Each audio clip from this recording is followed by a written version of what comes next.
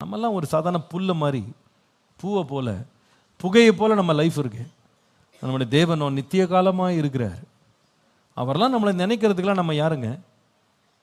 அதான் சங்கீதக்காரன் சொல்கிறான், நீர் மனுஷனை நினைப்பதற்கு, அவனை விசாரிப்பதற்கு அவன் எம்மாத்திரம் எம்மாத்திரம். என்ன இருக்குது நம்மகிட்ட இருக்குது ஆண்டவர் நம்மளை பற்றிலாம் நினைக்கிறதுக்கு? ஆனால் நம்ம மேலே இறங்குறதுக்காகவே அவர் நினச்சிக்கிட்டே இருக்கிறார். அவர் காத்திருக்கிறாருன்னு வேதம் சொல்லுது. காத்திருக்கிறார்.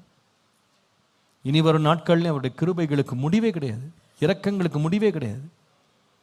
அந்த இரக்கத்தை நினைத்து ஆண்டவரே, நீர் என்னை நீர் காண்பிக்கிற இரக்கங்கள் முடிவில்லாது. நான் நிச்சயமாக நம்புகிறேன், இந்த 2026ஆம் ஆண்டுக்கு ஆண்டு நம்ம கொடுத்த வாக்குத்தத்தத்தை நம்ம எப்படி விசுவாசிக்கலாம்னா, இந்த வருஷம் முழுவதும் மாத்திரம் அல்ல, என் வாழ்நாளெல்லாம் அவருடைய இரக்கங்கள் முடிவில்லாமல் இருக்கும். இமைப்பொழுது கைவிட்டேன், ஆனால் நித்திய கிருபையோடு உன்னை சேர்த்து கொள்ளுவேன். என் வாழ்க்கையில் இந்த இரக்கத்தை எந்த மனுஷனும் கொடுக்கவே முடியாது. கடந்த காலத்தை பற்றி நம்முடைய வாழ்க்கையெல்லாம் மனுஷன் பார்த்தான்னா, இரக்கம் காட்டுறவங்க கூட இரக்கத்தை முடக்கிட்டு போயிடுவான். நான் சொல்லுவேன், வருங்காலத்தை பார்க்கும்போது அநேக காரியங்கள் நிச்சயம் இல்லாமல் பயமுறுத்துகிறதா இருக்கலாம். ஆனால் கர்த்தர் சொல்கிறாரு, எப்பா என் இரக்கத்தை பற்றி நீ கவலைப்படாத, அது நித்திய கிருபையினால் வருகிற இரக்கம்.